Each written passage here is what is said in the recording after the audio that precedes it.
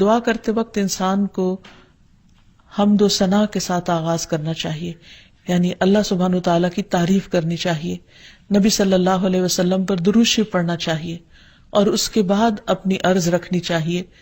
تو جس دعا کے آگے پیچھے درود شریف پڑھ لیا جائے وہ دعا بھی قبول ہوتی ہے. فضالہ بن عبید رضی اللہ عنہ سے روایت ہے کہ ایک مرتبہ رسول اکرم صلی اللہ علیہ وسلم تشریف فرما تھے. ایک شخص آیا اور اس نے نماز پڑھی، پھر کہنے لگا اے اللہ مجھے بخش دے اور مجھ پر رحم کر.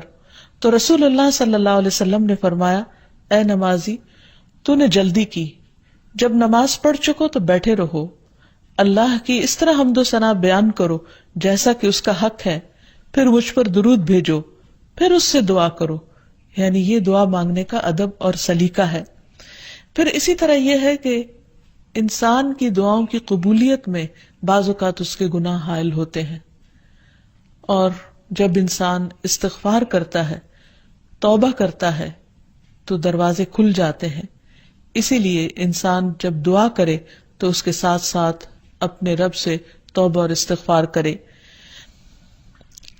پھر اسی طرح دعا کرنے کے ادب میں سے ایک چیز یہ بھی ہے کہ انسان جب دعا کرنا شروع کرے تو سب سے پہلے اپنے لیے دعا کرے، پھر اپنے قریبی لوگوں کے لیے دعا کرے، اور پھر تمام لوگوں کے لیے دعا کرے.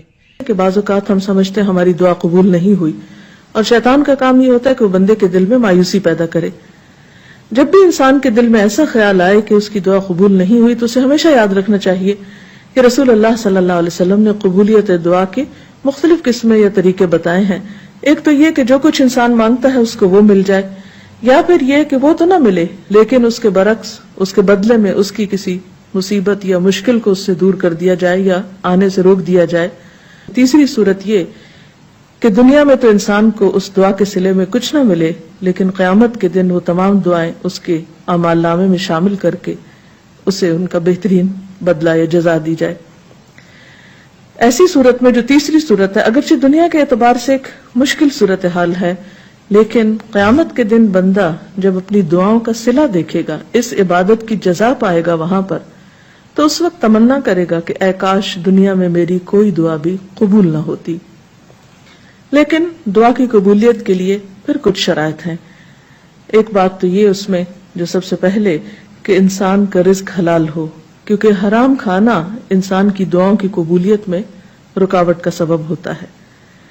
پھر اسی طرح جب انسان اللہ سے دعا مانگے تو اس وقت بہت توجہ کے ساتھ دعا کرے، کیونکہ حدیث میں آتا ہے کہ اللہ سبحانہ و تعالی غافل دل کی دعا قبول نہیں کرتے. یعنی ایک انسان مانگ رہا ہے لیکن اس کو پتہ ہی نہیں کہ وہ کیا مانگ رہا ہے، صرف رٹے رٹائے کچھ لفظ زبان سے نکال رہا ہے یا سنی سنائی کوئی بات دہرا رہا ہے، لیکن اس کے دل سے وہ بات نہیں نکل رہی ہے. وہ مانگنا نہیں، بس کچھ الفاظ کا پڑھ دینا ہے. تو یہ طریقہ بھی درست نہیں. پھر اسی طرح ہم دیکھتے ہیں کہ دعا سے بڑھ کر کوئی چیز اللہ کے ہاں معزز نہیں. حدیث میں آتا ہے لیس شیء اکرم علی اللہ من الدعاء، کہ اللہ کے نزدیک دعا سے زیادہ عظمت والا کوئی عمل نہیں. ایک اور حدیث میں آتا ہے ولا يرد القضاء الا الدعاء ولا يزيد في العمر الا البر، کہ تقدیر کو دعا کے علاوہ کوئی چیز نہیں بدل سکتی. یعنی انسان کی جو تقدیر ہے، جو لکھی ہوئی ہے، اس میں تبدیلی دعا کی وجہ سے ہو سکتی ہے، کیونکہ اللہ تعالیٰ کے ہاتھ میں ہے سب کچھ. یمحو اللہ ما یشاء ویثبت، جو چاہتا ہے اللہ مٹا دیتا ہے اور جو چاہتا ہے ثابت کر دیتا ہے، لکھ دیتا ہے. تو بات یہ ہے کہ انسان کو ہمیشہ مانگتے رہنا چاہیے اور پورے جزم کے ساتھ، ارادے اور عزم کے ساتھ مانگنا چاہیے. کبھی یہ نہیں کہنا چاہیے کہ اگر تو چاہے تو قبول کر لے، نہیں چاہے تو نہ کرے. نہیں، انسان دعا مانگتے وقت پورا یقین رکھے کہ اللہ تعالیٰ اس کی دعا قبول کر سکتا ہے، اور واقعی قبول کرتا ہے. کیونکہ حدیث میں آتا ہے رسول اللہ صلی اللہ علیہ وسلم نے فرمایا ان ربکم حی کریم یستحیی من عبدہ اذا رفع یدیہ الیہ فیردہما صفرا، تمہارا رب بڑا حیا کرنے والا اور سخی ہے، جب بندہ اس کے حضور ہاتھ اٹھاتا ہے تو انہیں خالی لوٹاتے ہوئے اسے شرم آتی ہے. یعنی اللہ تعالیٰ جو مالک الملک ہے، تمام خزانے اس کے ہاتھ میں ہیں. وَلِلَّهِ خَزَائِنُ السَّمَاوَاتِ وَالْأَرْضِ، آسمان و زمین کے سارے خزانوں کی کنجیاں اس کے پاس ہیں، ان کا مالک وہ ہے. لہٰذا ایسا نہیں کہ کبھی انسان کی دعا قبول نہ ہو تو اس کا سبب یہ ہو خدا نخواستہ کہ وہ دینے پہ قادر نہیں، وہ دیتا ہے اور وہ خالی ہاتھ نہیں لوٹاتا بندے کو. بس صرف فرق یہ ہے کہ قبولیت کے کئی طریقے ہو سکتے ہیں، اور خاص طور پر اگر بندہ مانگتا نہیں ہے تو یہ چیز اس کو ناپسند ہے، اس پر وہ ناراض ہوتا ہے، کیونکہ اللہ بندے سے یہ چاہتا ہے کہ بندہ اپنے رب کا شکر ادا کرتا رہے، اس سے مانگتا رہے، کیونکہ اللہ نے بندوں کو اپنی عبادت کے لیے پیدا کیا ہے. اگر بندے سب نعمتیں اس سے پا کر اس سے بے نیاز ہو جائیں تو یہ چیز اللہ تعالیٰ کو پسند نہیں. خصوصیت کے ساتھ جیسے دعا کی قبولیت کے اوقات ہیں، مثلا آذان سن کر اس کا جواب دینے کے بعد دعا قبول ہوتی ہے. تہجد کے وقت کی یعنی رات کا آخری پہر جو ہوتا ہے اس وقت دعا قبول ہوتی ہے.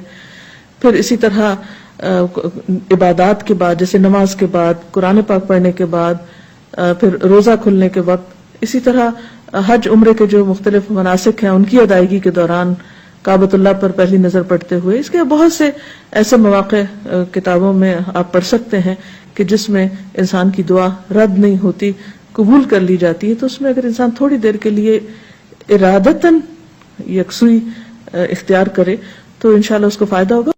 مثلا رات کے آخری حصے میں دعائیں بہت قبول ہوتی ہیں. حدیث میں آتا ہے رسول اللہ صلی اللہ علیہ وسلم نے فرمایا، ہمارا رب تبارک و تعالی ہر رات کو اس وقت آسمان دنیا پر آتا ہے جب رات کا آخری تہائی حصہ رہ جاتا ہے. وہ کہتا ہے کوئی مجھ سے دعا کرنے والا ہے کہ میں اس کی دعا قبول کر لوں، کوئی مجھ سے مانگنے والا ہے کہ میں اسے عطا کر دوں، کوئی مجھ سے بخشش طلب کرنے والا ہے کہ میں اسے بخش دوں. یعنی اگر کوئی اس وقت مجھ سے دعا کرے گا تو میں ضرور اس کی دعا قبول کر لوں گا. لیکن عموماً رات کے آخری حصے میں انسان گہری نیند میں چلا جاتا ہے اور یہ قبولیت کا وقت اس سے کھو جاتا ہے. تو اس خصوصی طور پر اگر انسان کی زندگی میں کوئی پریشانی ہو یا کچھ چیزوں کے بارے میں وہ واقعی سنجیدہ ہو کہ وہ اسے ملنی چاہیے دنیا اور آخرت کی کامیابیوں میں سے، بھلائیوں اور خیر میں سے، تو اس کو چاہیے کہ اس وقت میں دعا کا اہتمام کرے. نبی صلی اللہ علیہ وسلم نے یہ بھی فرمایا کہ تمام اوقات سے زیادہ بندہ پچھلی رات میں اپنے رب کے قریب ہوتا ہے، پس اگر تم سے ہو سکے تو تم اس گھڑی میں اللہ کو یاد کرنے والوں میں سے بن جاؤ تو ضرور بن جاؤ. پھر اسی طرح آذان کے بعد اور اقامت سے پہلے دعا قبول ہوتی ہے. یعنی مؤذن جب آذان دے رہا ہو تو جو الفاظ وہ دہرا رہا ہو ان کو دہراتے جانا چاہیے، سوائے حی علی الصلاح اور حی علی الفلاح کے، کہ اس کے جواب میں لا حول ولا قوت الا باللہ پڑھنا چاہیے. اور جب مؤذن آذان کہہ چکے تو آذان کے بعد کی دعا پڑھ کے، درود شریف پڑھ کر، جو بھی انسان کے دل میں حاجت ہو وہ اپنے رب کے سامنے رکھے. تو وہ دعا کے قبولیت کا وقت ہوتا ہے، اس وقت آسمان کے دروازے کھلتے ہیں. تو اس وقت انسان کو یہ وقت ضائع نہیں کرنا چاہیے اور چھوٹی چھوٹی چیزیں بھی اپنے رب سے مانگتے چلے جانا چاہیے تاکہ انسان کسی انسان کا محتاج نہ ہو. پھر اسی طرح سجدہ میں انسان اپنے رب کے بہت قریب ہوتا ہے، اس وقت دعائیں خوب سنی جاتی ہیں تو خوب انسان کو پکارنا چاہیے. فرض نماز کے بعد دعا قبول ہوتی ہے، تو فرض نماز کے بعد آیت الکرسی پڑھنا اور دعا مانگنا انسان کے فائدے میں ہے، بجائے اس کے کہ انسان فوراً مصلی سے اٹھ جائے یا ادھر ادھر کی باتیں شروع کر دے. پھر اسی طرح جمعے کے دن ایک خاص گھڑی ہوتی ہے جس میں انسان کی دعا قبول ہوتی ہے، اور اس کے بارے میں ایک روایت میں آتا ہے کہ وہ جمعے کے دن کی آخری گھڑی ہوتی ہے. تو بہرحال جمعے کے دن خصوصی طور پر دعاؤں کے مانگنے کا اہتمام کرنا چاہیے. پھر اسی طرح ماہ رمضان میں ہر دن اور رات میں ایک گھڑی ایسی ہوتی ہے کہ جس میں دعا قبول ہوتی ہے، اس وقت بھی زیادہ سے زیادہ دعائیں مانگنی چاہیے. عرفہ کے دن اللہ سبحانہ و تعالیٰ سب سے زیادہ لوگوں کو جہنم کی آگ سے آزاد کرتا ہے، تو اس دن وہاں کے لوگ جو حج پر گئے ہیں وہ تو دعائیں مانگتے ہی ہیں، اور جو لوگ نہیں بھی جا سکے وہ بھی اس دن کی برکت سے فائدہ اٹھاتے ہوئے خوب دعائیں کریں. پھر اسی طرح بارش ہوتے وقت بھی دعا قبول ہوتی ہے. پھر زمزم پیتے وقت دعائیں قبول ہوتی ہیں. قرآن مجید کی تلاوت کے بعد دعا قبول ہوتی ہے. تو انسان کو ان مواقع سے خوب فائدہ اٹھانا چاہیے. پھر اسی طرح مریض اور میت کے پاس جو دعائیں کی جاتی ہیں وہ بھی قبول ہوتی ہیں. تو اللہ تعالیٰ سے دعا ہے کہ وہ ہماری دعاؤں کو بھی سن لے اور ہمیں قبولیت کے اوقات سے بھرپور فائدہ اٹھانے کی توفیق دے، اور ہمیں دعائیں مانگنے کے آداب سکھا دے۔